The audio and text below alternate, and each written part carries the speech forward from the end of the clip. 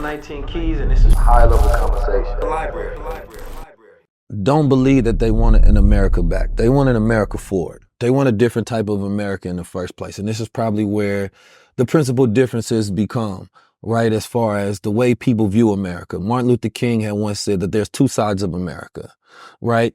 And, you know, having the duality of consciousness myself, right? Being able, W.E.B. Du Bois talk about the double consciousness, right? So the consciousness of self-awareness and then the consciousness of how white America views you, right? But then it's the consciousness of how we view the world.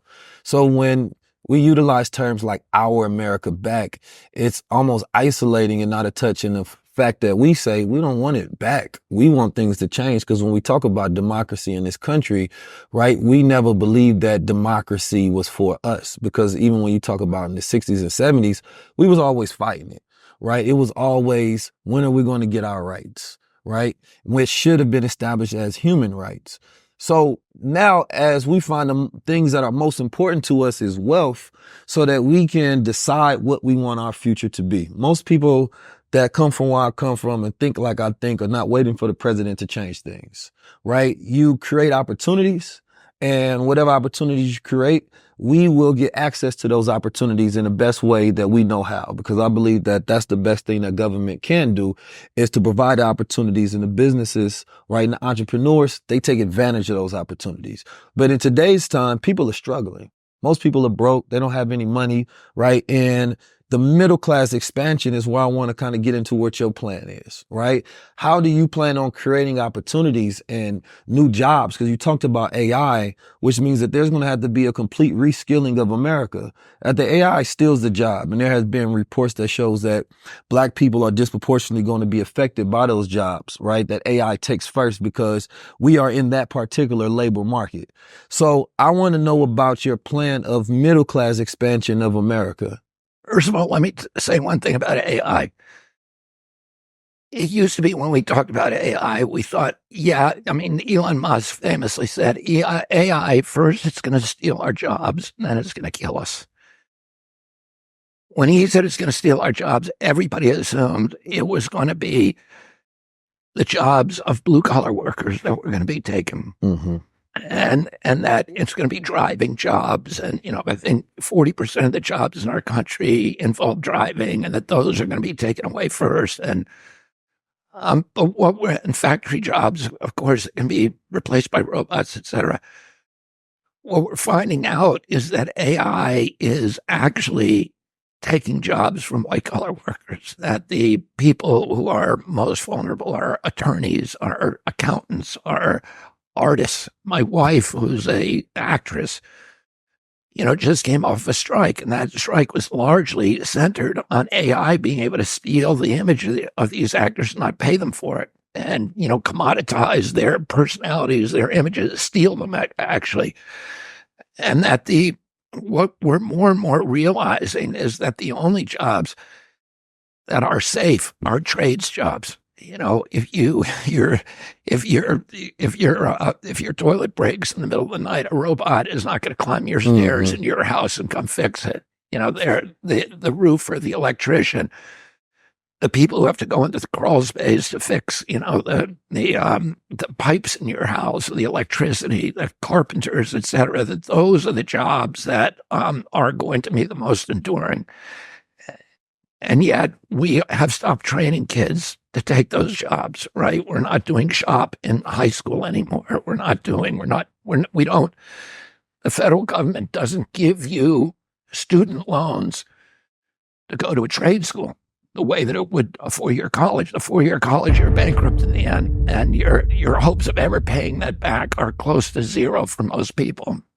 So you're bankrupting this whole generation. You're robbing the middle class of its vitality, and you're not training people the jobs that are actually going to be able to flourish and to survive AI, to endure AI. And one of the things that I'm going to do is I'm going to switch that, and I'm going to make sure that people have an opportunity to learn the trades, and that is one way of starting to rebuild the middle class. The other, I'd say, most important thing that we need to do, Key, is to get everybody into a home. Right now, you know, we borrowed all this money. We've spent $8 trillion on wars since 2001 in the last 20 years. And that money is bankrupting the American middle class, and it is systematically the Fed and, all of these, the control by these corporations is like a sump pump that is pumping money and equity out of our communities into this new oligarchy of billionaires during COVID, which was the coup de grace. President Trump and President Biden shut down 3.3 million businesses. They let Walmart continue. They let Amazon continue, the big shots, and they made billions. But if you were a local business, 41% of Black-owned businesses will never reopen. I've been to Harvard Lee, which is a Black community in Cleveland, and it was poor, but it was thriving. There were shops everywhere, and I went there 6 months ago, and every shop is boarded up. The Black banks have all closed. There's only 25 Black banks left in our country, so there's nobody making loans in these communities for home improvement loans and business loans.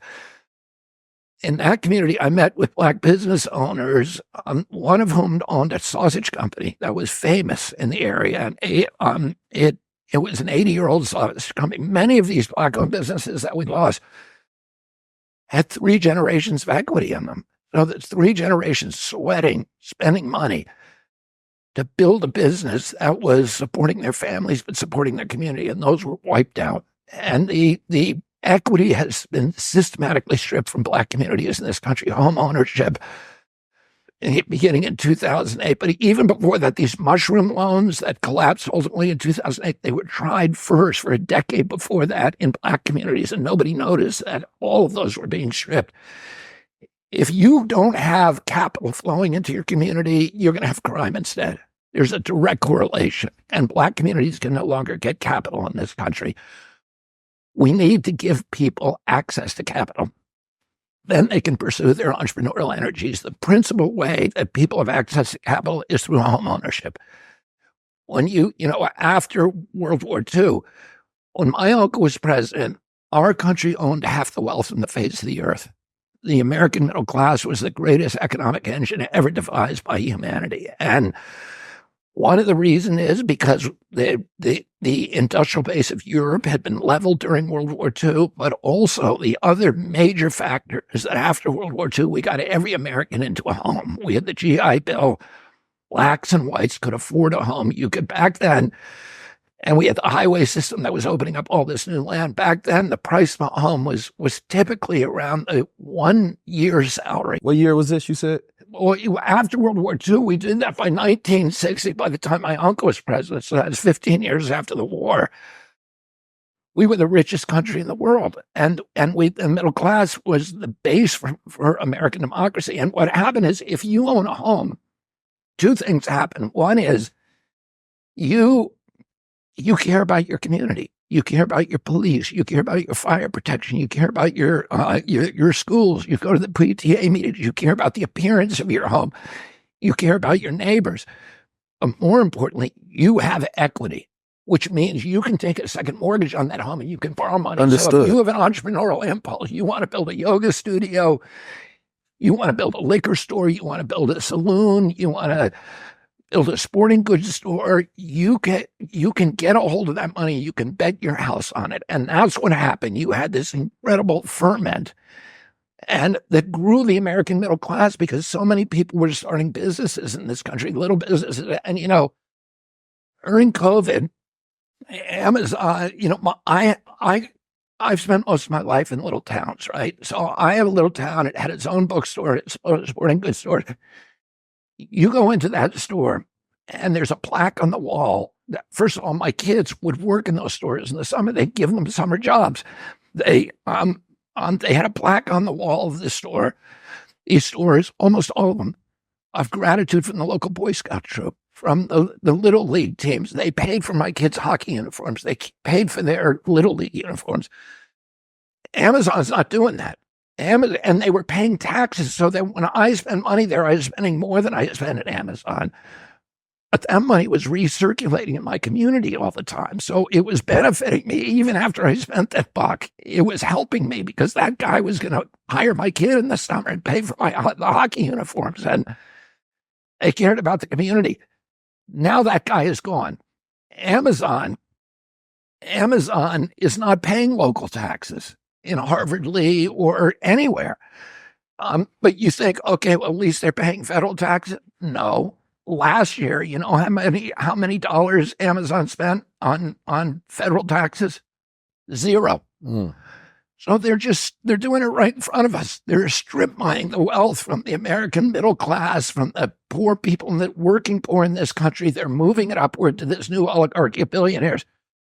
During the 500 days of lockdown, President Biden, President Trump created a billionaire a day. 500 billionaires in 500 days, and they impoverished our country. And the desperation, the violence that you see now is really a reaction to that, to the theft that people understand at one level or another is happening systematically to them.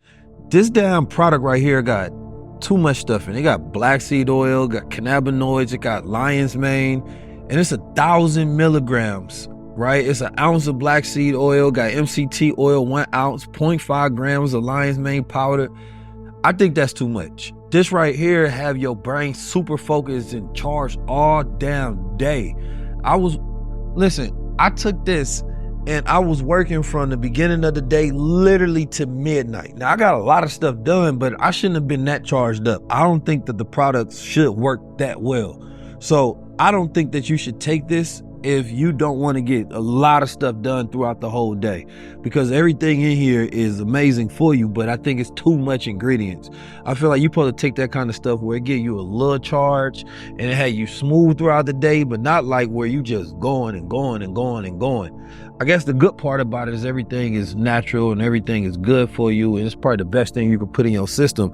But beyond that, unless you got a lot of work to get done throughout that day and you want your mind to be relaxed and you just going supercharged all day long, don't take Supermind.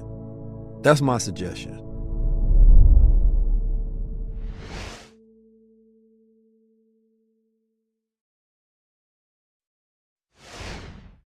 I'm 19 Keys, and this is high level conversation. The library.